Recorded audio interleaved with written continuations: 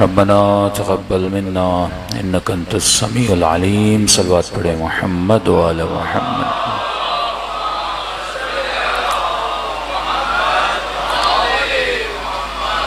بسم اللہ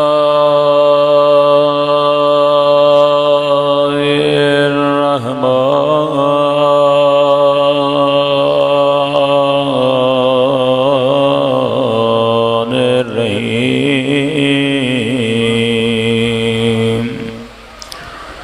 الحمد للہ رب العالمین. الحمد للہ کما هو اہلہ. الصلاۃ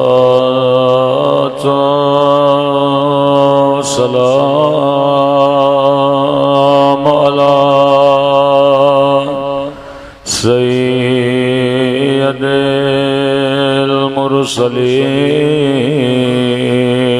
المرسلین وخاتم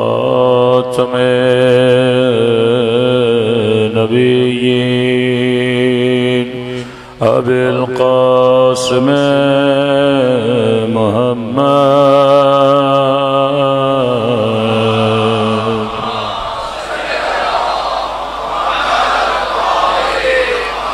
وعلى آلہ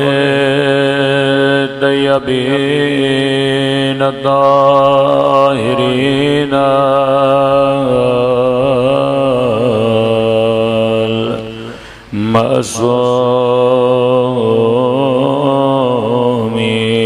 المعصومین. سب مل کے دعا امام زمان. اللہم کل ولیک حجت ابن الحسن صلواتک علیہ وعلی آبائه فی آلہ الصلاة وفی کل ولیاً وحافظاً وقائداً وناصراً ودليلا وعينا حتى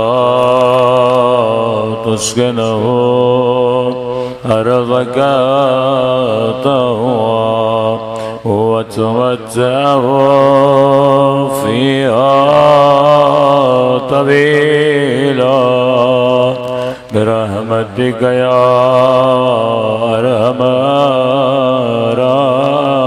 الراحمين. صلوات پڑھے محمد.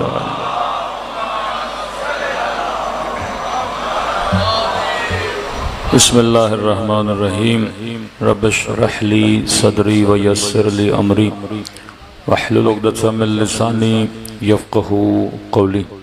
اما بعد فقد قال رسولنا الکریم ان الحسین مصباح الہدی وسفینۃ النجات. صلوات پڑھے محمد وعلی محمد.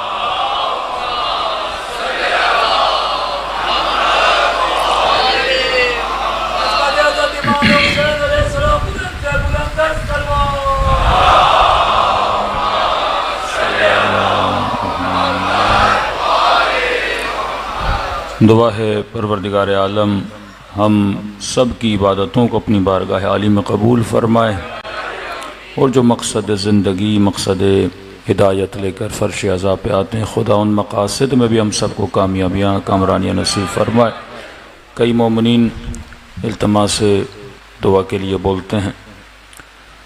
کوئی مومن ہے جواد فرحان کی والدہ کا آپریشن ہے، خدا ان کو صحت کاملہ عاجلہ نصیب فرمائے. جتنے بھی مومنین پریشان حال ہیں، شرعی حاجتیں، مشکلات ہیں، خدایا ان دنوں کے صدقے میں سب کی مشکلات کو دور فرمائے اور سب کی شرعی حاجتوں کو اپنی بارگاہ عالی میں قبول فرمائے۔ قبولیت دعا کے لیے ایک مرتبہ بآواز بلند صلوات پڑھیں محمد و آل محمد۔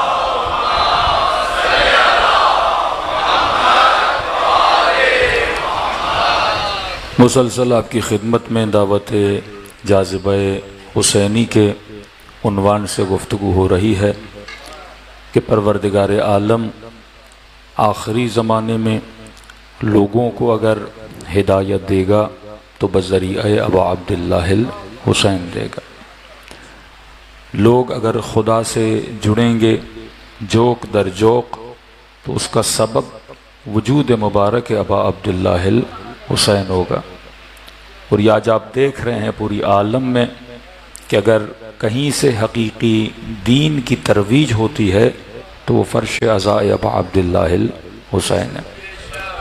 آج بھی جہاں دیکھیں ایک صحیح نماز، غلط نماز، صحیح فکر، غلط فکر، صحیح شہادت، غلط شہادت، یہ دونوں آپ کو نظر آ رہے ہیں۔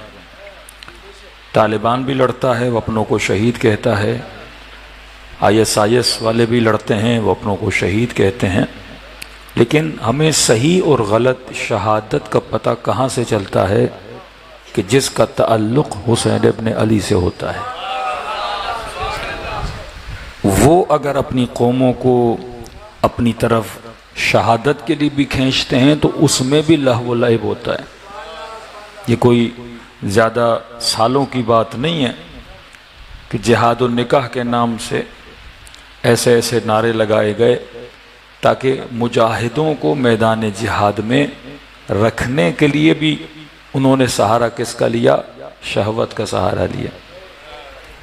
ایک مجاہد کے اندر نامی مجاہد، حقیقت میں مجاہد راہ خدا نہیں، لیکن اس کو وہاں پہ ٹکنے کے لیے کہ وہ بندہ رہے لڑے، تو اتنی مستندات اور شواہد موجود ہیں کہ ان کو نشہ دیا جاتا تھا، نشے میں مبتلا کیا جاتا تھا تاکہ جنگ کا حوصلہ بڑھے۔ آج واقعاً دنیا کی افواج جب لڑنے جاتی ہیں وہ شراب سے سہارا لیتی ہیں، وہ نشے کا سہارا لیتی ہیں۔ یہ ایکوالٹی کا ڈھونگ ہے سارا کہ فوج کے اندر عورتیں بھی ہونی چاہیں، مرد بھی۔ یہ عورتوں کو لیتے ہی اسی لیے ہیں تاکہ مرد فوجیوں کو وہاں پہ روکا جائے۔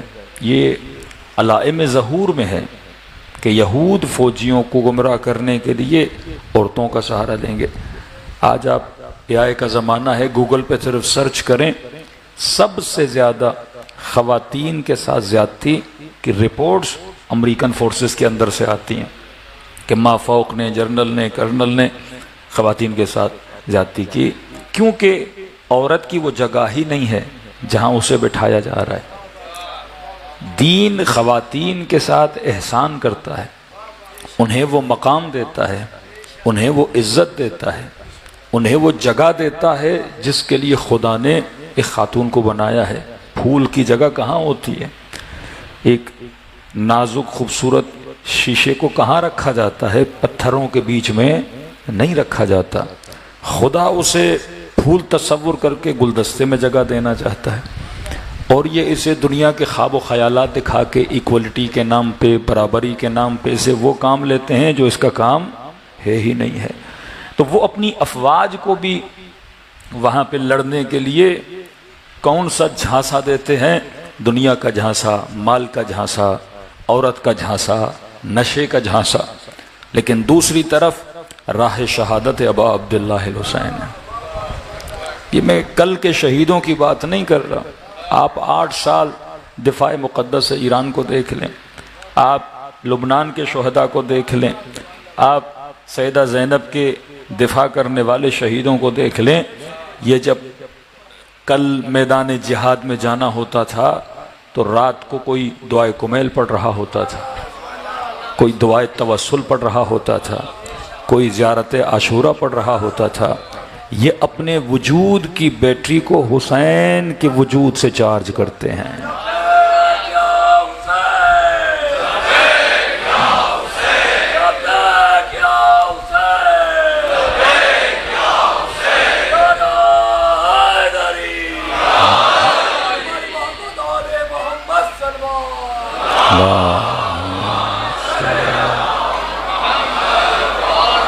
کہ جو 96 اور 97 میں جو لوگ ایران میں رہ چکے ہیں، جب اعلان ہوا کہ بھائی عراق میں صدام سے جنگ کا خاتمہ ہو رہا ہے، تو لوگ مایوس ہو گئے تھے کہ گویا شہادت کا راستہ کیا ہو گیا، بند ہو گیا۔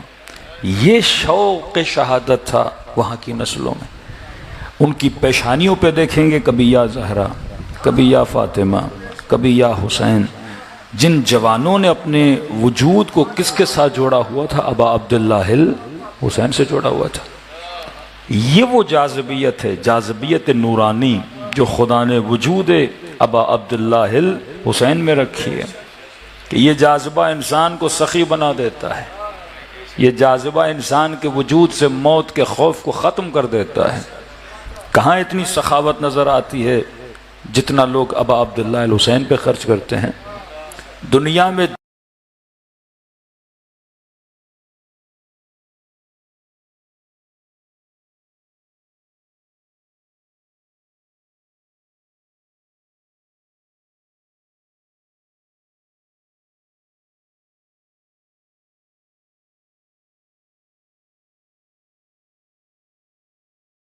دو چیزوں کی لوگوں کو پرواہ ہوتی ہے، کسی بھی سفر پہ جاؤ دو چیزوں کی پرواہ ہوتی ہے، کھانا کہاں سے کھاؤں گا، سوؤں گا کہاں۔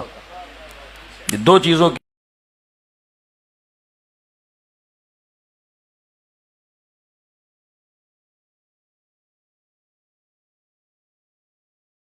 ہمیں ہمیشہ پرواہ ہوتی ہے۔ لاہور جا رہے ہیں مثلا تو کہیں گے بھائی سونا کہاں ہے، کھانا کہاں سے کھائیں گے۔ چائنا جاؤ گے تو سوچو کہ جناب سونا کہاں ہے، کھانا حلال ولال کہاں سے ملے گا۔ لیکن عجیب ہے جب بندہ اربعین حسین پہ جاتا ہے ان دو چیزوں کی پرواہ نہیں ہوتی۔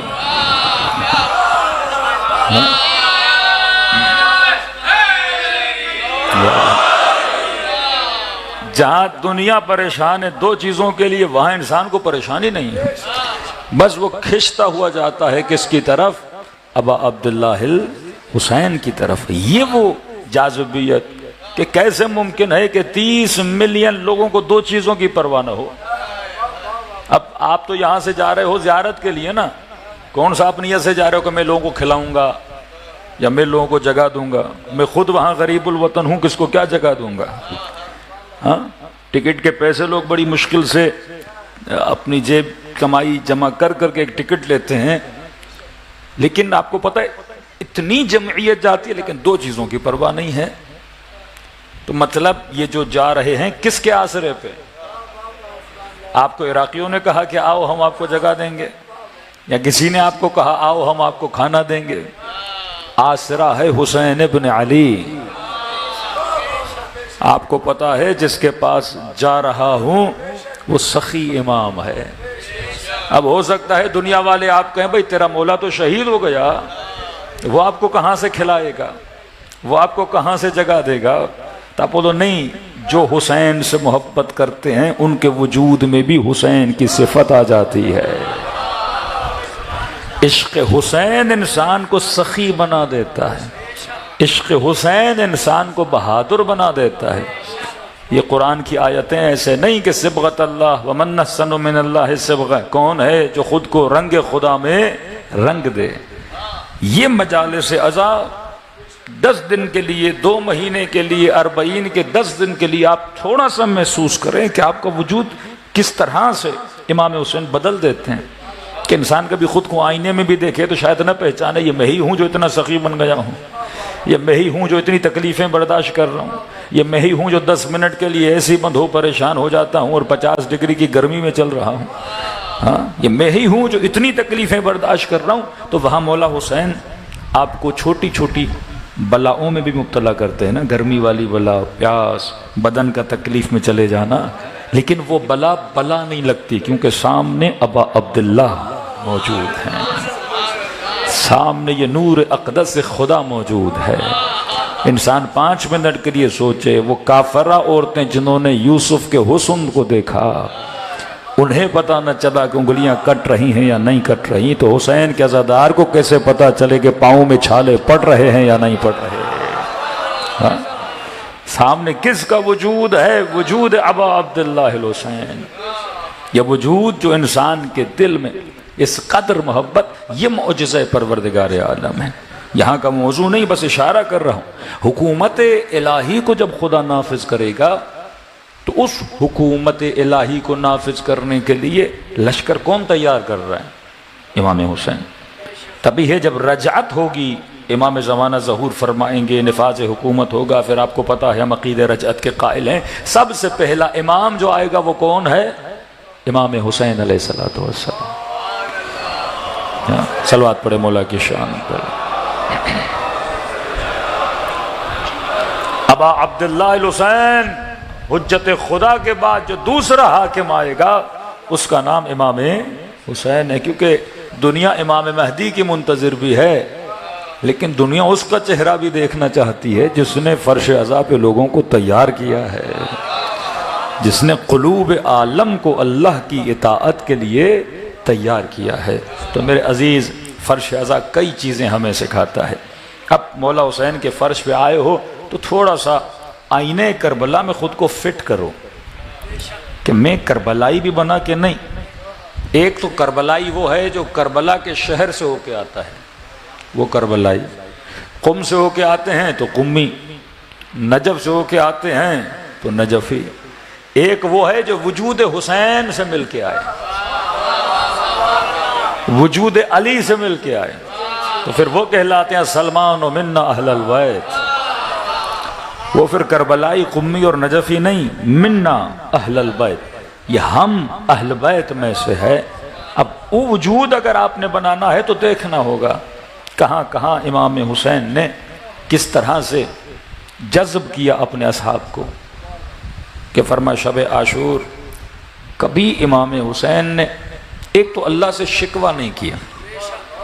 یونس شکوہ کر رہا ہے، نوح شکوہ کر رہے ہیں، ایوب شکوہ کر رہے ہیں، یعقوب شکوہ کر رہے ہیں، لیکن ایک تو آخری نبی نے کبھی شکوہ نہیں کیا خدا سے۔ لوگوں نے بولا بد دعا دو، کبھی رسول نے بد دعا نہیں دی۔ ایک تو یاد رکھنا کربلا 61 ہجری کا واقعہ نہیں ہے، قرآن کی آیت ہے کہ خدا نے اپنے انبیاء سے ایک میثاق لیا، ایک عہد لیا سارے نبیوں سے، اور کہا کہ جو اس عہد کو توڑے گا وہ عباد الظالمین سے بن جائے گا۔ ہر بندے سے خدا نے عہد لیا۔ حدیث کے جملے ہیں کہ رسول خدا سے بھی اللہ نے عہد لیا۔ پہلا عہد یہ کہ اے محمد، اگر رسالت کا اعلان کرو گے تو تجھے پتھر مارے جائیں گے، تجھے مجنون کہا جائے گا، تجھے ساحر کہا جائے گا، تیرے سر پہ کچرا پھینکا جائے گا۔ فرماتے رسول خدا نے فرمایا خدایا مجھے منظور ہے۔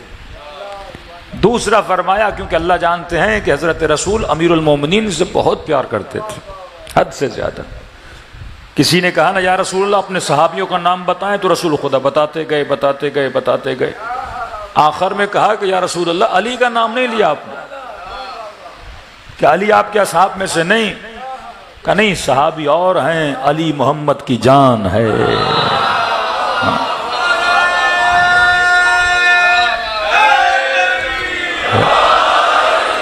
امیر المومنین کو اصحاب کے ردے میں نہیں لایا کرو، علی جان مصطفیٰ کا نام ہے، اور قرآن ہے انفسنا، میں اپنے نفسوں کو لاتا ہوں تم اپنے نفسوں کو لاؤ، میں اپنی جان کو لاتا ہوں تم اپنی جانوں کو لاؤ۔ تو جان کی جگہ پہ کس کو لایا؟ امیر المومنین کو لایا۔ اللہ جانتا ہے محمد علی سے بے انتہا پیار کرتے تھے۔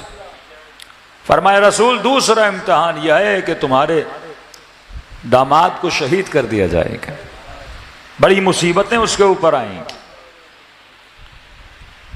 حق غصب کر دیا جائے گا، سر پہ تلوار لگائی جائے گی۔ کہتے رسول نے تھوڑا تأمل کیا، دیکھا کہ پروردگارا اس مصیبت پر بھی صبر کروں گا۔ پھر فرمایا محمد مصطفیٰ تمہاری آل پر بھی بڑے مصائب آئیں گے،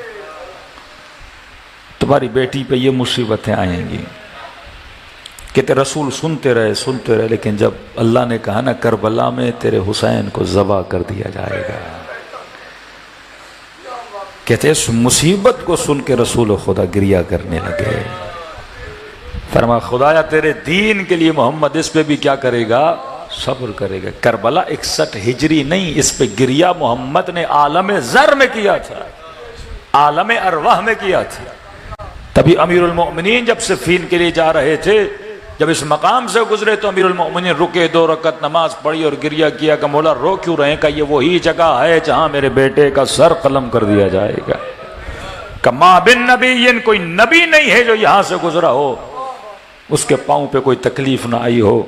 اور تکلیف آنے کے بعد اس نے خدا سے سوال کیا، خدایا یہ کیسی سرزمین ہے، جب گزرتے ہیں تو وجود کے اندر گھبراہٹ پیدا ہو جاتی ہے، ایک حزن ہمارے وجود میں آ جاتا ہے۔ تو اللہ نے کہا آخری امت کے آخری نبی کے نواسے کا سر یہاں پہ قلم کر دیا جائے گا۔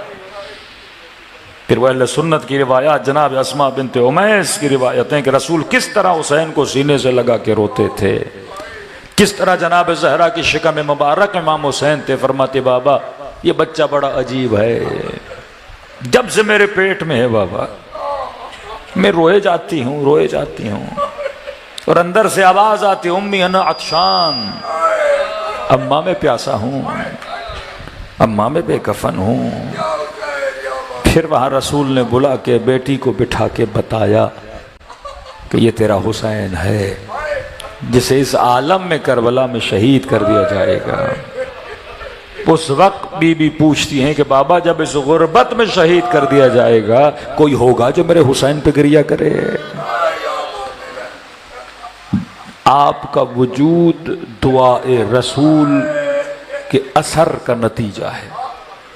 فرماتے ہاں میری بیٹی، خدا ایک قوم بنائے گا جس کے جوان تیرے حسین کے جوانوں پہ روئیں گے، جس کی عورتیں کربلا کی عورتوں پہ روئیں گی۔ کہ کسی صدی کا واقعہ نہیں ہے، ما قبل خلقت انبیاء نے اس واقعے پہ گریہ کیا ہے۔ جب آپ زیارت عاشورہ پڑھتے ہیں تو واقعاً کہتے ہیں یہ مصیبت صرف اہل زمین کے لیے نہیں، اہل السماوات کہ آسمانوں میں رہنے والے بھی ابا عبداللہ الحسین کی مصیبت پہ کیا کرتے ہیں؟ گریہ کرتے ہیں۔ یہ نظام الہی کا حصہ تھا۔ ظہور امام ہو ہی نہیں سکتا اگر انسان فرش عزا حسین کے ساتھ جڑا نہ ہو۔ یہ جوق در جوق فرش عزا نسلوں کو تیار کرتا ہے تاکہ کائنات میں الہی نظام کو نافذ کیا جائے۔ اب میں آ گیا اس فرش عزا پہ۔ کم سے کم جو انسان فرش عزا سے لے کر جاتا ہے، کم سے کم مطلب یہ نہیں کہ وہ چیز کم ہے، کم سے کم مطلب یہ ہے کہ بے معرفت ترین انسان کو بھی جو چیز عطا کی جاتی ہے، عمومی، ایک ہوتی ہے نا عام لوگوں کو، ایک ہوتا ہے خاص لوگوں کو، کم سے کم جو ہمیں فرش عزا سے ملتا ہے وہ یہ آنسو ہیں۔ یہ تو ہر کوئی لے کے جاتا ہے نا فرش عزا سے، لیکن یاد رکھو حسین صرف اور صرف رونے کے لیے نہیں بنے، حسین انسان کو انسان بنانے کے لیے بنائے گئے۔ کہ کوئی 70 سال سے فرش عزا پہ آئے پر اس کے وجود میں تبدیلی نہ آئے تو سوچے میں نے حسین سے کیا لیا؟ گریہ تو فطری تقاضا ہے نا، محبت ہے امام حسین سے، آنکھوں سے آنسو بہتے ہیں، تولا ہے اہل بیت سے، آل رسول سے محبت ہے تو آنسو بہتا ہے۔ لیکن مولا ہمیں حقیقت تولا اور تبرہ تک پہنچانا چاہتے ہیں کہ جب تک تولی اور تبری تمہارے وجود میں ظہور پذیر نہ ہو، تولا ظہور کرے میرے وجود میں، تبرہ ظہور ہو میرے وجود میں، ظاہر ہو، لوگ دیکھیں کہ اس کے اندر تبرہ نظر آتا ہے، لوگ دیکھیں کہ اس کے اندر تولا نظر آتا ہے۔ ہم نے تبرہ کو گالی اور لعنت بنا دیا اور ہم نے تولا کو 4 نعرے اور شعر و شاعری بنا دی۔ یہ ظاہر تبرہ ہے، یہ ظاہر تولا ہے۔ اصل تبرہ کیا ہے؟ کہ انی حرب لمن حاربکم، مولا میری ہر اس سے جنگ ہے جس سے آپ کی جنگ ہے۔ اب سوال ہے آج کون سا یزید ہے جس سے آپ لڑو؟ میں کہہ رہا ہوں مولا میں ہر اس سے لڑتا ہوں، میری ہر اس شخص سے جنگ ہے جس سے آپ کی جنگ ہے۔ انی سلم لمن سالمکم، میں نے ہر اس سے دوستی کا ہاتھ بڑھایا مولا جس سے آپ کی دوستی ہے۔ تو پھر ڈھونڈو تو صحیح نا کون ہے جو قابل دوستی حسین ہے اور کون ہے جو دشمن ابا عبداللہ الحسین ہے۔ اگر دشمن تاریخ کا حصہ تھا تو میں کیسے جا کے اب یزید سے لڑوں؟ کہا نہیں، کچھ یزید نما. کل کا یزید کسے قتل کر رہا تھا؟ ابا عبداللہ الحسین کو، اولاد رسول کو زندانوں میں ڈال رہا تھا، بدن پہ چھریاں اور نیزے چلا رہا تھا، جو ملا پتھر بھی ملا ابا عبداللہ الحسین کو مار رہا تھا. آج کا یزید نما جب شیعوں کو قتل کرتا ہے، وہ ویڈیوز دیکھنے کے جگر انسان کا ٹکڑے ٹکڑے ہو جاتا ہے کہ کس طرح سے پارا چنار کے جوانوں کو کاٹا گیا، کس طرح سے شیعہ نوجوانوں کو گلے کاٹے گئے، کس طرح سے بسوں سے اتار اتار کر وجود پہ نشان ماتم دیکھ کر یا شناختی کارڈ سے نام پڑھ پڑھ کر مارا گیا. یہ کون ہے؟ تو سلسلہ یزیدیت رکا ہے یا چل رہا ہے؟ آج بھی چل رہا ہے. آج بھی لوگ ہیں جو کل علی برداشت نہیں ہو رہا تھا، آج علی والے برداشت نہیں ہو رہے. دو طرح کے شیعہ ہیں، ایک وہ جو محرم میں ماہ مبارک رمضان میں آہو بکا کرتے ہیں کہ ہائے محرم آ گیا، حسین مارے گئے، ہائے شب 19 آ گئی، علی کے سر پہ ضربت لگی، علی مارے گئے. یہ ایک طبقہ جو روتا ہے، گریہ کرتا ہے، ماتم کرتا ہے اور صدا دیتا ہے کہ حسین مارے گئے، حسن مارے گئے، علی کے سر پہ ضربت لگی، علی مارے گئے. دوسرا شیعہ جو یہ بھی کہتا ہے کہ ہائے حسین مارے گئے، جو یہ کہتا ہے ہائے علی اکبر مارے گئے، جو یہ کہتا ہے ہائے علی کے سر پہ ضربت لگی، لیکن ساتھ میں ایک اور چیز بھی کہتا ہے. وہ صرف یہ نہیں کہتا کہ حسین مارے گئے، وہ ساتھ میں یہ بھی بولتا ہے کہ حسین کیوں مارے گئے، علی کو کیوں مارا گیا.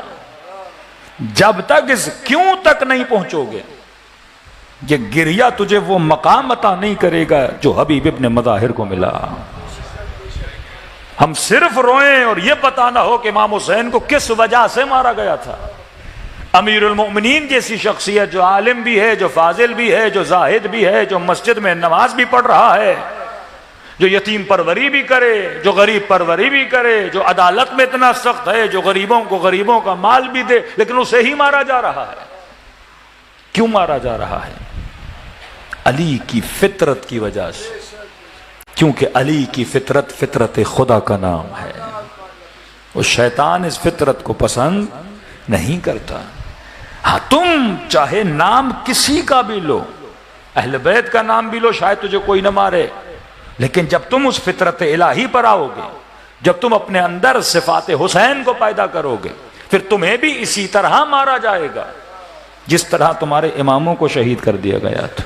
تجھے ڈھونڈ ڈھونڈ کر دنیا کے کونوں میں چن چن کے مارا جائے گا، کیونکہ تم کس کی فطرت پہ اور کس کے پیغام پہ چل رہے ہو؟ ابا عبداللہ الحسین کے پیغام پہ چل رہے ہو.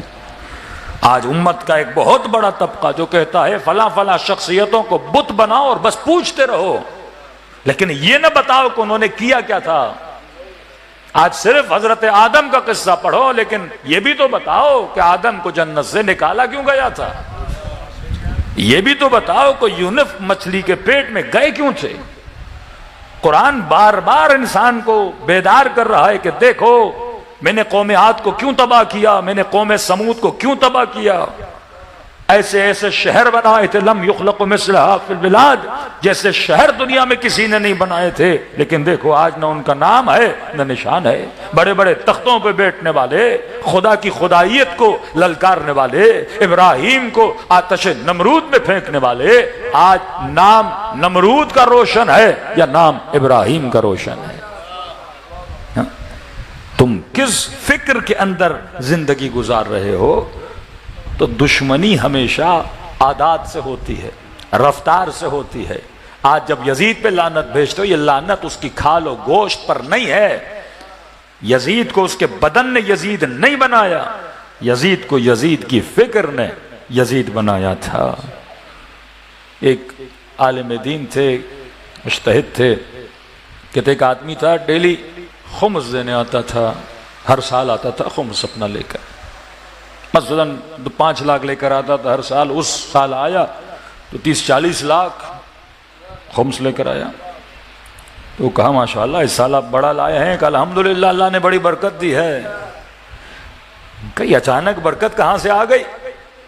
کہا کہ قبلہ اس طرح ہے کہ ہم نے کوئی سامان لیا ہوا تھا، جیسے گندم ہے، چنے ہیں، چاول ہیں، ظاہر ہم نے اسٹاک کیا ہوا تھا، اپنے انبار میں رکھا ہوا تھا، اور لوگوں سے ڈیلنگ کی ہوئی تھی، کسی نے 1 من، کسی نے 10 من، کسی نے 15 من، مثلا 1 من 500 روپے پہ ہم نے ڈیل چلائی ہوئی تھی۔ ابھی ان کو مال دیا نہیں تھا، اچانک حالات ایسے بدلے کہ مارکیٹ میں اس چیزوں کی قلت ہو گئی، اور جب قلت ہوئی تو ریٹ کیا ہو گیا؟ اوپر چلا گیا۔ 500 کی چیز 3000 میں ہو گئی۔ تو کہا الحمدللہ 3000 ہو گئی، تو ہم نے ساری ڈیلیں کینسل کر دیں اور ہم نے سارا مال 3000 میں بیچ دیا۔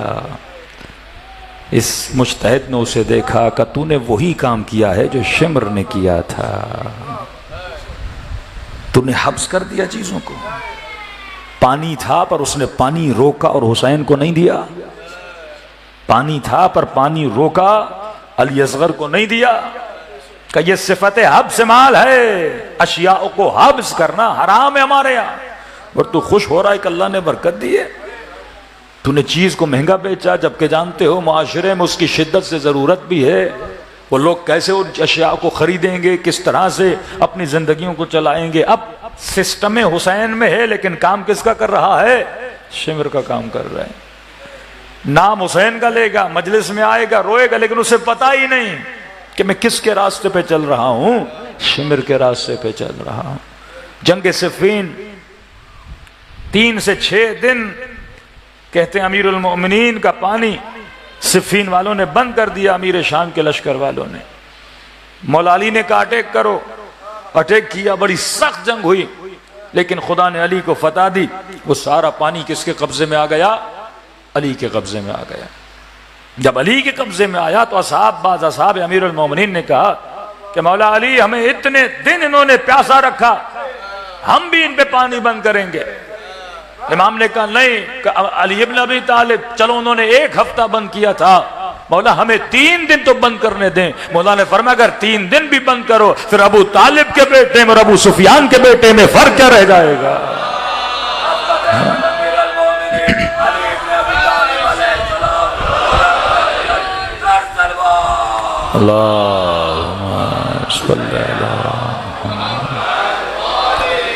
کا کوئی فرق تو رکھو جو تمہارے درمیان اور ان کے درمیان۔ یہی فرق ہے کہ حسین اپنا سارا پانی اور کے لشکر کو پلا دیتے ہیں، اور وہ 6 مہینے کے بچے کو 1 گھونٹ پانی کا پینے نہیں دیتے۔ یہ فرق ہے، یہ صفات ہیں کہ وہ ظلم کرتے ہیں، تو مظلوم پرور ہے، اور انہی صفات کی وجہ سے خدا تجھے کیا کرتا ہے؟ مقام عطا کرتا ہے۔ وہ ہم سے غافل نہیں ہیں، ہم یقیناً ان سے غافل ہو سکتے ہیں۔ مرش عزا سوئے ہووں کو بیدار کرتی ہے۔ علماء فرماتے ہیں کہ امام زمانہ جب ظہور فرمائیں گے تو 313 اصحاب امام زمانہ ہوں گے، لیکن بعض علماء کہتے ہیں کہ ہر زمانے میں تقریباً 450 افراد، مثلا ابھی 450 افراد، اگلے سال 450 افراد۔ کچھ ایسے افراد ہیں جن کو اوتاد یا ابدال بولا جاتا ہے، یہ امام زمانہ سے منسلک ہوتے، لیکن یہ ان 313 کی طرح نہیں ہے کہ ان کی زندگیاں امام زمانہ کی طرح اتنی لمبی ہوں۔ یہ نارمل انسانوں کی طرح، آپ کی طرح، میری طرح زندگی گزارتے ہیں، لیکن یہ منسلک ہوتے ہیں کس سے؟ اب عبداللہ حسین سے۔ اور کائنات میں کوئی بھی بندہ کسی بڑی مشکل میں گرفتار ہوتا ہے، خلوص دل سے رابطہ کرتا ہے، تو امام زمانہ ان کی مدد کو یقیناً جاتے ہیں۔ سلسلہ نور چل رہا ہے، جاذبہ نور چل رہا ہے۔ ایک بہت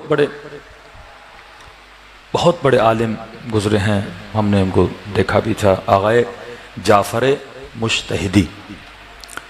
ان کے لیے مشہور تھا. ایک تو آقا مجتہدی تہران والے ہیں جو مرحوم ہو گئے، جن کے بہت سارے دروس اخلاق انٹرنیٹ پر اویلیبل ہیں. دوسرے تھے آقا جعفر مجتہدی.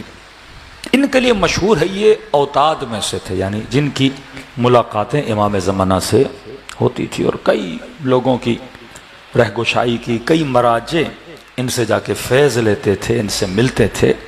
بہت ہی گمنام شخصیت تھی اپنے زمانے میں. تہران کا ایک ڈاکٹر ہے، ڈاکٹر طباطبائی، وہ اپنا واقعہ نقل کرتا ہے. کہتا ہے میں میڈیکل کی پڑھائی کے لیے جرمنی گیا. وہاں پہ ایک شہر ہے ایتھن میں، وہاں سے کہہ رہا میں پڑھ رہا تھا. کوئی 6-8 مہینے گزرے، اور لیکن جب ایران تھا تو میں کافی مانوس تھا آغا جعفر مجتہدی سے. مطلب ان کے درس میں چلا جاتا تھا. جو اولیاء اللہ ہوتے ہیں، صاحب نفس ہوتے ہیں، تو ان کی محفل میں بھی بیٹھنے سے انسان کو کیا ملتا ہے؟ سکون ملتا ہے.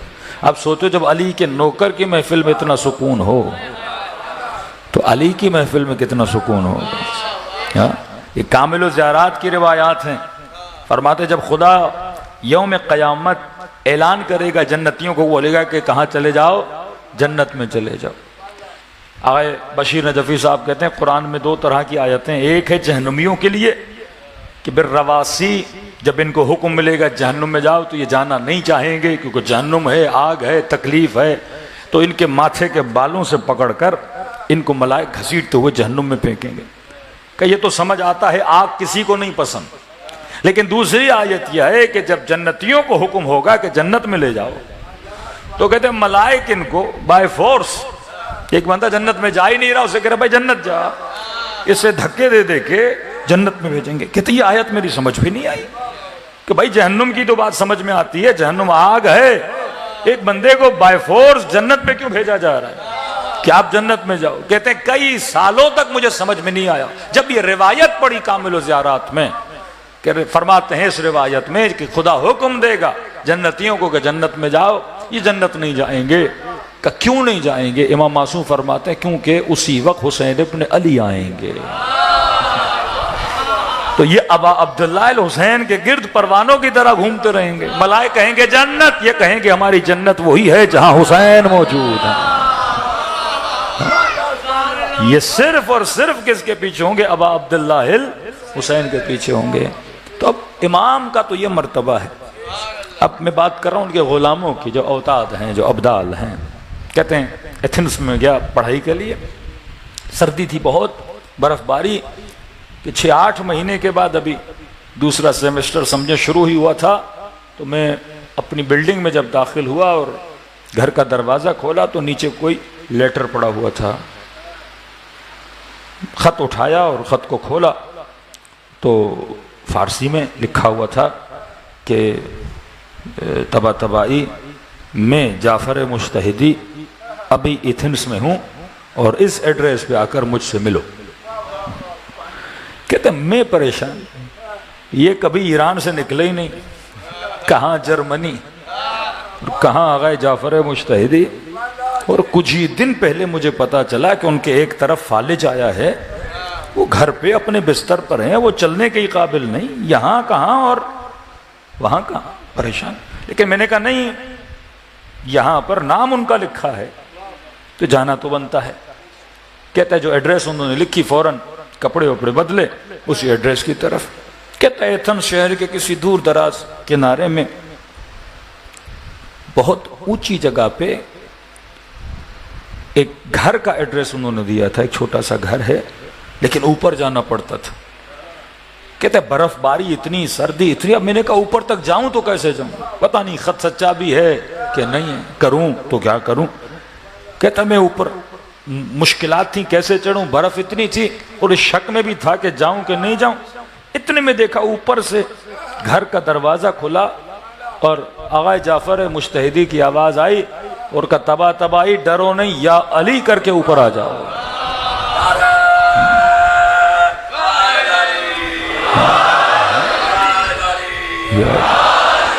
کہتے سارے شک و شبہات ٹوٹ گئے. میں نے کہا نہیں، یہ تو آغا جعفر ہی ہیں، انہی کی آواز ہے. کہتا میں نے بھی یا علی کر کے بڑی زحمت کر کے اوپر تک پہنچا کمرے میں کہ آغا جعفر کو دیکھا. چہرے نورانی کو دیکھا، سینے سے لگایا، بوسا دیا انہوں نے مجھے، کہا بیٹھو۔ کچے سے اندر گیا تو دیکھا بستر پر ایک جوان ہے جو بیٹھا ہے، لیکن اس کے چہرے سے، حالات سے لگ رہا ہے کہ ابھی ابھی کسی بڑی بیماری سے جاں بر ہو کے بیٹھا ہے۔ وہ تھکاوٹ، وہ چہرے کی سستی، وہ رنگ پریدگی، اور ایک بوڑھی خاتون ہے جو اپنے بچے کو سوپ پلا رہی ہے۔ کہتے چند باتیں کی آغا جعفر سے اور میں بیٹھا، انہوں نے کہا آپ بیٹھیں، میں بیٹھا، اور وہ تھوڑی دیر کے لیے وضو کے لیے باہر گئے، وضو کرنے دوسرے کمرے میں۔ تو میں اس بوڑھی خاتون سے بات کرنے لگا، میں نے کہا کہ آپ ان کو جانتی ہیں؟ کہ نہیں میں نہیں جانتی۔ کہ یہ آپ کے گھر میں کیا کر رہے ہیں؟ تو اس خاتون نے کہا کہ میرا ایک ہی بیٹا ہے، اسے کینسر تھا، اور ڈاکٹروں نے جواب دے دیا تھا اور کہا کہ آپ کا بیٹا 2-3 ہفتے سے زیادہ زندہ نہیں رہے گا۔ کہتی ایک ہی بیٹا، بوڑھی خاتون ہوں، میں کرسچن ہوں، لہٰذا میں بڑا روئی اور میں نے حضرت مریم سے توسل کیا۔ میں نے کہا بی بی مریم میرے بیٹے کو بچا لو، ایک ہی بیٹا ہے۔ خلوص کے ساتھ نیک خاتون تھی کہ بہت زیادہ میں نے توسل کیا۔ تو میں رو رو کے مجھے نیند آ گئی، خواب کے عالم میں نے بی بی مریم کو دیکھا۔ میں نے کہا بی بی مریم، اب آپ کے بیٹے مردوں کو زندہ کرتے تھے، جو لا علاج بیماریوں میں تھے، حضرت عیسیٰ ان کو شفا دیتے تھے، لہٰذا ہم کس سے توسل کریں؟ ہم آپ ہی سے تو توسل کریں گے، میرے بیٹے کو شفا دیں۔ کہتے بھی مریم نے کہا اب یہ ذمہ داری ہماری نہیں ہے۔ کہ کیا مطلب؟ کہ آخری زمانے میں ایک نبی آئے گا جس کا نام محمد ہوگا، اس کی ایک بیٹی ہے فاطمہ، اور تمہارے زمانے میں جو اللہ کا نمائندہ روئے زمین ہے اسی کا بیٹا ہے مہدی۔ کہ اب یہ شفا وفا کا کام ان کے ہاتھ میں ہے، ہمارے کام میں ہاتھ میں نہیں ہے۔ اب جو مانگنا ہے کس سے مانگو؟ ان سے مانگو۔ کہتی ہے میں نیند سے اٹھی، مجھے 3 نام یاد ہو گئے، محمد، فاطمہ، مہدی۔ کہتی ہے میں نے بڑی مشکل سے یہ 3 نام میرے ذہن میں گویا حق ہو گئے، رہ گئے۔ اب میں ان تینوں ناموں کو پکارتی رہی، محمد، فاطمہ، مہدی۔ زیادہ فوکس تھا میرا آخری نام پر، کہ انہوں نے کہا آخری زمانے میں جو شفا دینے کی جس کے پاس ذمہ داری ہے وہ یہ مہدی ہیں۔ کہتا میں 3 نام دہراتی رہی اور گریہ بھی کرتی رہی۔ اتنے میں میرے گھر کا دروازہ کھٹکا، دروازہ کھٹکا، یہی شخص جو ہیں یہ یہاں پہ آئے، اور یہ جیسے آئے میرا بیٹا بستر پہ سو رہا تھا۔ کہتے مجھے نہیں پتا، انہوں نے میرے بیٹے کے کمر کے نیچے ہاتھ دیا اور وہی 3 نام لیے، محمد، فاطمہ، مہدی، اور ایک چوتھا نام لیا جو مجھے نہیں پتا کہ وہ کون سا نام تھا، بس وہ نام لینا تھا۔ میرا بیٹا بستر سے کھڑا ہو گیا۔ کہتے میں ان کے قدموں پہ گر گئی، آپ حضرت مسیح ہیں؟ انہوں نے کہا نہیں۔ آپ مہدی ہیں؟ انہوں نے کہا نہیں، میں تو ان کے پاؤں کی خاک کے برابر بھی نہیں ہوں، لیکن مجھے بھیجا مہدی نے ہے کہ جہاں کسی کو مشکل گرفتار ہوتی میں ان کا ایک چھوٹا سا نوکر ہوں، انہی کے ذریعے سے کسی کو شفا دینی ہو دے دیتا ہوں۔ کہتے ہیں ہم بات ہی کر رہے تھے اور اتنے میرا بیٹا جیسے اٹھا، اس نے فوراً کہا کہ اماں مجھے بہت زیادہ بھوک لگی ہے، کہ اتنے دنوں سے جس نے کچھ کھایا نہیں پیا نہیں۔ اتنے میں گئی اپنے بچے کے لیے سوپ لے کر آئی۔ کب بات کر ہی رہے تھے آغا مجتہدی آئے۔ اب یہ تو جانتے تھے فضیلت آغا جعفر مجتہدی کو۔ انہوں نے کہا آغا جعفر مجتہدی سارا قصہ میں نے سن لیا، وہ چوتھا نام کون سا تھا؟ 3 نام کا تو اس نے بتا دیا، محمد، فاطمہ اور مہدی۔ آغا جعفر مجتہدی نے کہا بیٹا کوئی بڑا نام ہے جو تم سب کو پتا ہے؟ کہ آپ نے وہ کون سا نام لیا جس سے شفا ہو گئی؟ کہ میں نے اس مریض کی کمر پہ ہاتھ رکھا اور وہ چوتھا نام علی ابن ابی طالب کا نام تھا۔ کہے کہ یا علی سے میں نے اس مریض کو کیا کر دی؟ شفا دے دی۔ دنیا کی کوئی مشکل نہیں جسے آل رسول حل نہ کر سکیں۔ یہ زیارت جامع کبیرہ صرف زیارت نہیں، مستقیم معصوم سے منقول ہے۔ فرمایا جو کچھ خدا دے سکتا ہے وہ سب کچھ آل رسول عطا کر سکتے ہیں، کیونکہ مظہر صفت پروردگار عالم ہے۔ خدا نے اختیار دیا ہے محمد اور آل محمد کو، لیکن فرمایا کمی کس میں ہے؟ ہمارے وجود میں ہے، ہمارے مانگنے میں کمی ہے۔ یا تو ہم بہت کم مانگتے ہیں یا تو ہم بالکل نہیں مانگتے۔ یہ کل بتاؤں گا کہ کس طرح مانگنا چاہیے۔ صلوات پڑھے محمد و آل محمد۔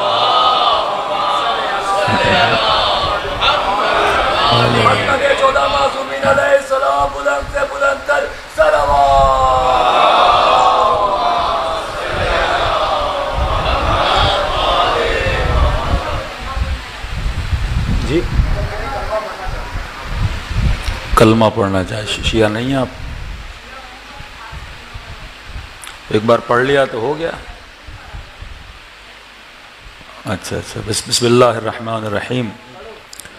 اشہد ان لا الہ الا اللہ واشہد ان محمد رسول اللہ واشہد ان علی ولی اللہ واولادہ المعصومین حجج اللہ۔ اللہم صلی علی محمد وآل محمد۔ صلوات پڑھے محمد وآل محمد۔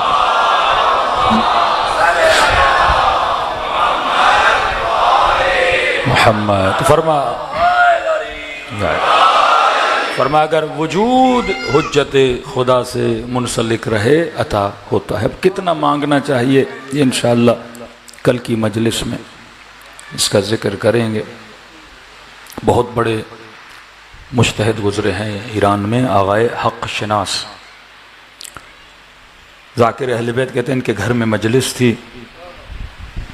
کہتے ہیں پہلے دن جب مجلس پڑھنے گیا اور تو انہوں نے ایک چٹھی بھیجی کہ آج علی اصغر کے مصائب پڑھنا۔ بیٹا میں نے پڑھے پہلی محرم کو اصغر کے مصائب۔ کہتے دوسرے دن گیا، پھر انہوں نے چٹھی لکھی کہ آج علی اصغر کے مصائب پڑھنا۔ میں نے پڑھے کہ 6 محرم ہو گئی، پھر کہا کہ علی اصغر کے مصائب پڑھنا۔ کہتا ہے مجلس ختم ہوئی، میں نے آغائے حق شناس کو کہا، میں نے کہا قبلہ میں مولا کا ذاکر ہوں، مجھے دوسرے مصائب بھی آتے ہیں، شاید آپ کو شک ہو مجھے نہیں آتا مولا، میں آغا میں سب کے مصائب پڑھتا ہوں۔ انہوں نے کہا ہاں مجھے پتا ہے تجھے دوسرے مصائب آتے ہیں۔ کہا پھر آپ بار بار کیوں کہتے ہیں علی اصغر کے مصائب پڑھو؟ کہا مجھے اصغر سے کچھ چاہیے۔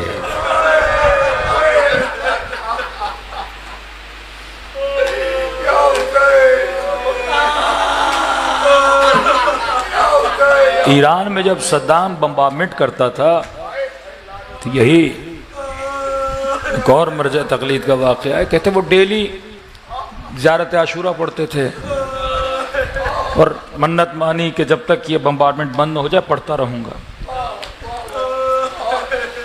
کہتے ہیں 38 دن گزر گئے زیارت عاشورہ پڑھتے رہے، لیکن یہ بم گرنا بند نہیں ہوئے۔ 29واں دن ہوا، امام حسین سے شکایت کی مولا میں روز آپ کی زیارت پڑھ رہا ہوں تاکہ یہ حملے رک جائیں۔ کہتے عالم رؤیا میں ابا عبداللہ الحسین کو دیکھا، فرمایا اگر ہم سے کچھ چاہیے تو ہمیں علی اصغر کا واسطہ دو۔ یہ ننا سا باب الحوائج، فرمایا یہ وہ واسطہ ہے جو خدا کبھی رد نہیں کرتا۔ میں مستند واقعات اور کلام معصوم سے 2 ننھے بچوں کا ذکر معصوموں نے فرمایا۔ دنیاوی مشکلات ہوں، کوئی غم ہو، کوئی پریشانی ہو، فرمایا گھروں میں یا 10 دن یا 5 دن حضرت علی اصغر کے مصائب پڑھایا کرو اور خدا کو اس ننھے سے بچے کا واسطہ دیا کرو، خدا مشکل کو دور کرتا ہے۔ دوسرا فرمایا 4 سالہ سکینہ، شیخ کافی کا بیٹا شفا ملی بی بی سکینہ کی وجہ سے، جناب علی اصغر جنگیں رکیں ان کی باب ذکر مصیبت کی وجہ سے۔ یہ وہ دروازے ہیں جو خدا نے آپ کے لیے ہمارے لیے قرار دیے ہیں۔ دیکھو ایک باپ جب گھر جاتا ہے نا اور اس کا بچہ بیمار ہو، 6 مہینے کا بچہ بخار ہو، بیمار ہو، تو سب سے زیادہ جو تڑپتا ہے وہ ماں ہوتی ہے۔ وہ فوراً شوہر کو بولتی ہے اتنی دیر کہاں تھے، روز دیر کر کے جائے مسئلہ نہیں، لیکن جس دن 6 مہینے کا بچہ بیمار ہو نا تو یہ ماں ڈانٹنے پہ آ جاتی ہے، اتنی دیر کر کے آئے، پتہ نہیں بچہ بیمار ہے۔ یہ فوراً بچے کو اٹھا کے جب ہاسپٹل کی طرف جانا چاہتا ہے نا، یہ ماں جلدی جلدی سے برقع پہن لیتی ہے، یہ کہتا آپ رک جائیے میں ڈاکٹر کو دکھاتا ہوں، باہر رش ہے، نامحرموں کا مجمع ہے، آپ گھر پہ رہیے۔ لیکن ماں کو کچھ سمجھ نہیں آتا، کہتے میں اپنے بچے سے جدا ہونا نہیں چاہتی۔ عجب کیفیت تھی ابا عبداللہ الحسین کی۔ کہتے ہیں 2 جگہیں ایسی تھیں، امام معصوم ہے، وجود صابر ہے، لیکن فرماتے ہیں حیرت کو ہم نے حسین کے چہرے پہ دیکھا کہ گویا حسین پریشان ہو گئے کہ میں اب کروں تو کیا کروں۔ فرمایا ایک وہ گھڑی تھی جب علی اکبر کے لاشے پر آئے، دوسرا وہ مقام تھا جب ہاتھوں میں علی اصغر کا ننھا سا بدن تھا اور حسین کو سمجھ نہیں آ رہا تھا کہ اب اس ننھے سے بدن کو کروں تو کیا کروں۔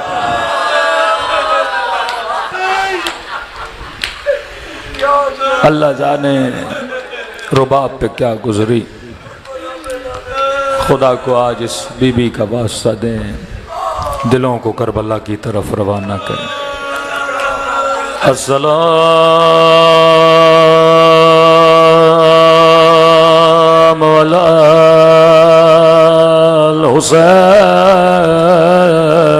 الحسین وعلی علی ابن الحسین وعلی اولاد حسین وعلی اصحاب الحسین، سب مل کے السلام علی حسین وعلی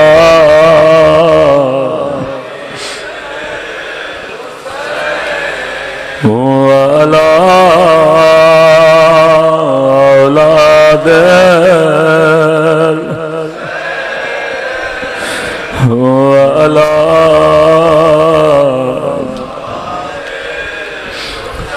بلند آواز سے السلام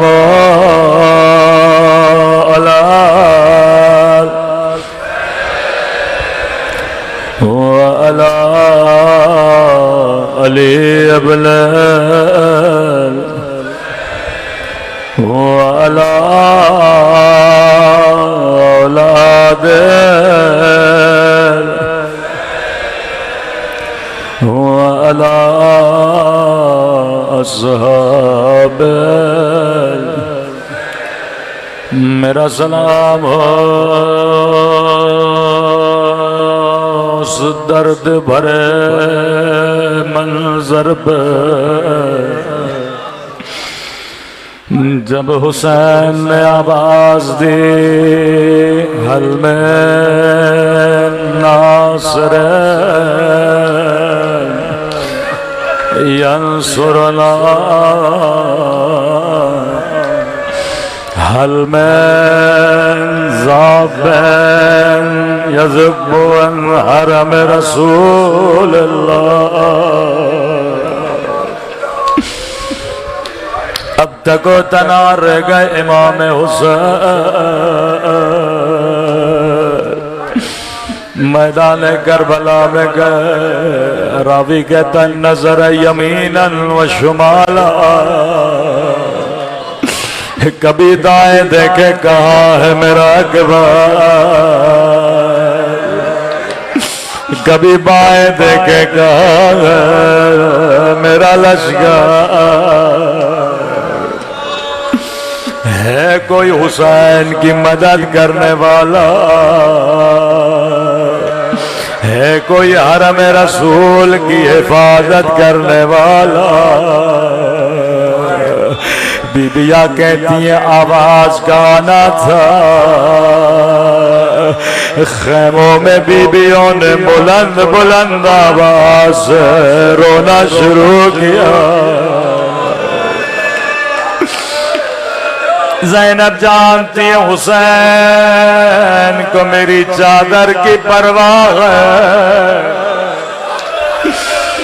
یہاں بیبیوں نے رونا شروع کیا، یہاں لشکر یزید نے خوشیاں منانا شروع کی۔ وہ جو ہم سے کچھ نہیں مانگتا تھا آج مدد مانگ رہا ہے۔ کہتے ہیں جب یہ منظر ہوا ایک 6 مہینے کا بچہ جھولے میں رونا شروع کیا، شاید کہہ رہے تھے بابا اگر جوان ہوتا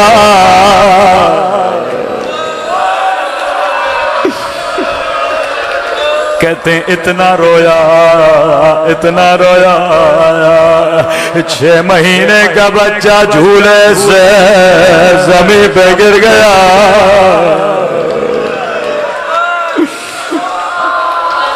بیبیوں کا رونا سنا، مولا خیموں کی طرف آئے، زینب اتنا نہیں رو، حسین کا تیرا رونا برداشت نہیں ہے۔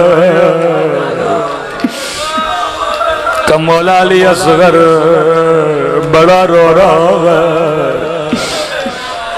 زینب مجھے دو میں اپنے بچے کو پانی پلاؤں گا۔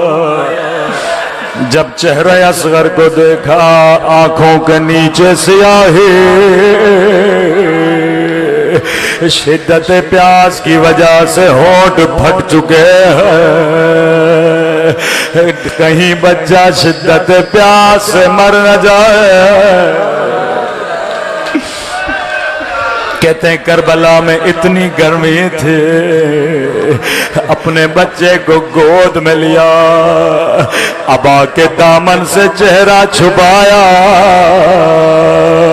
میرے بچے کی کھال بڑی نرم ہے، کربلا کی دھوپ بڑی گرم ہے۔ کائے فوج اشکیا ایک گھونٹ میرے بچے کو پلا لو، دشمنی حسین سے ہے، میرے بچے نے تیرا کیا بگاڑا؟ ایک لئین آواز دی حسین تو بہانہ بنا رہا ہے، پیاس تجھے لگی ہے، بہانہ بچے کا بنا رہے ہو۔ اتنا کہنا تھا، ننھے سے بدن کو اپنے ہاتھوں پہ اٹھایا کہ علی اصغر حجت خدا کے بیٹے ہو، حجت تمام کرو۔ ایک مرتبہ خشک زبان نکلے،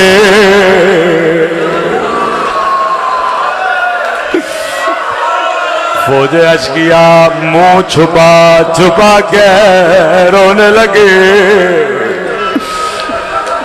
ابن سعد نے کہا حرملہ جلدی کر، کہیں لشکر میں انقلاب نہ آ جائے۔ اقتا کلام الحسین، علماء پڑھا کرتے ہیں، لئی نے تیر و کمان لیا، نشانہ لیا، ہاتھ لڑ رہے، تیر و کمان گر گیا۔ دوبارہ نشانہ لیا، ہاتھ لرزے۔ ابن سعد نے کہا حرملا کیا حسین سے ڈرتے ہو یا 6 مہینے کے بچے سے؟ کہا حرملا جب جب تیر مارنا چاہتا ہو ایک کالے برقعے میں بی بی ہے، ضرب قرآن ہے، کہتی ہے حرملا میرے بچے نے تیرا کیا بگاڑا؟ او میرا 6 مہینے کالے اصغر لائی نے کہا میں تیری آنکھوں پہ پٹی باندھ دو، تم بچے کا نشانہ لے۔ عزیز و عربوں کے یہاں 2 طرح کے تیر ہوتے تھے، ایک تیر انسانوں کو گرانے کے لیے، ایک تیر گھوڑوں کو گرانے کے لیے۔ لائی نے وہ تیر اٹھایا جس کا وزن اصغر سے زیادہ تھا، یہاں تیر کمان سے نکلا، من الاذن الى الاذن بالزبال اصغر۔ میرے استاد پڑھا کرتے تھے، ابھی امام حسین خطبہ دے رہے تھے، اچانک حسین نے محسوس کیا کچھ خون کی چھینٹیں ہیں جو حسین کے چہرے پہ لگی ہے۔ نیچے دیکھا چھوٹا بچہ تھا، جیسے تیر لگا دونوں بازو بابا کی طرف اٹھائے، گویا کہہ رہے بابا تیرے اصغر نے خود کو تجھ پہ قربان کر دیا۔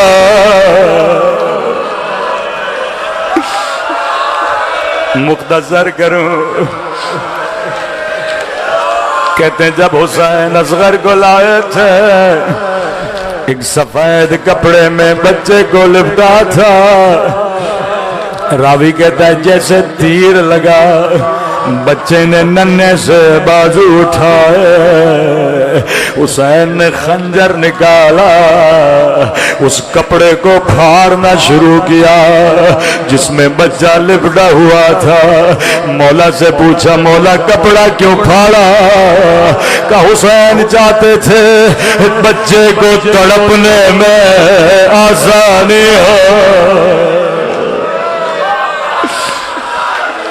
کربلا کے کسی شہید کو مولا نے نہیں دفنایا، یہ کربلا کا واحد شہید جسے حسین نے دفنایا، کیونکہ مولا جانتے تھے میری شہادت کے بعد بدن پہ گھوڑے دوڑائے جائیں گے، سروں کو تن سے جدا کیا جائے گا۔